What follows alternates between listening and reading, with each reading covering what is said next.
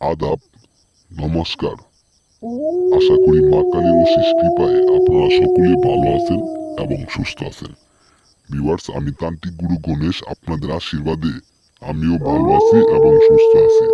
যে সকল দাদা দিদিরা বিবাহ, বশ, বিচ্ছেদ এবং কি বান মারার মতো জটিল কাজ নিয়ে ভোগান্তির মধ্যে পড়ে আছেন, অনেক তান্ত্রিকের টাকা পয়সা দিচ্ছেন, অনেক কবিরাজের টাকা পয়সা দিচ্ছেন এবং কি নিজেরা ইউটিউব থেকে ভিডিও দেখে, অনেক তান্ত্রিকের ভিডিও দেখে কাজ করছেন, কিন্তু কাজের তেমন ভালো কোনো ফল পান নাই।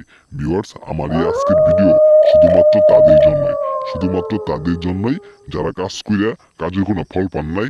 আমি তান্ত্রিক গুরু গণেশ তাদের জন্যই, আমার ভালোবাসা দাদা দিদিদের জন্যই আজকের এই ভিডিওটা নিয়ে আসছি।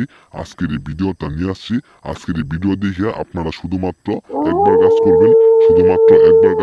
আমি তান্ত্রিক গুরু গণেশ যতগুলা ভিডিও দিছি, প্রত্যেকটা ভিডিও দেখে যারা কাজ করবে অবশ্যই কাজের ফল পাবো। ভিউয়ার্স, আমি আজকে মন্ত্র নিয়ে আইছি, এই মন্ত্রটা আগে আপনারা শুনেন। আই আই রাম নাম, যাই যার খাম খাম, অমুকির গুতায় রাম নাম। ভিউয়ার্স, মন্ত্রটা দেখতেই পারছেন, আমি আপনাদের আবারও পাঠ করে শোনা দিতেছি। আই আই রাম নাম, যাই যার খাম খাম, অমুকির গুতায় রাম নাম। ভিউয়ার্স, এই মন্ত্রটা দেখতেই পারছেন, ওই অমুকির জায়গায় শুধুমাত্র যুবক যুবতীর নামটা উচ্চারণ করবেন।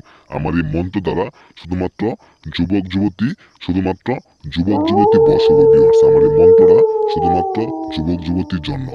যে সকল দাদা দিদিরা স্কুলের মেয়ে দেখে, কলেজের মেয়ে দেখে এবং কি বাড়ির পাশে যুবতী মেয়ে দেখে, অর্থাৎ অবিবাহিত মেয়ে দেখে যাদের ভাল লাগে, যাদের মিলন করতে ইচ্ছা লাগে এবং সহবাসে লিপ্ত হতে ইচ্ছা লাগে, কিন্তু সহবাস হতে পারেন না, মিলন করতে পারেন না, শুধুমাত্র বশ করার কারণে আমি এই মন্ত্রটা দিয়ে গেলাম। এই মন্ত্রটা শুধুমাত্র বৃহস্পতিবার আসরের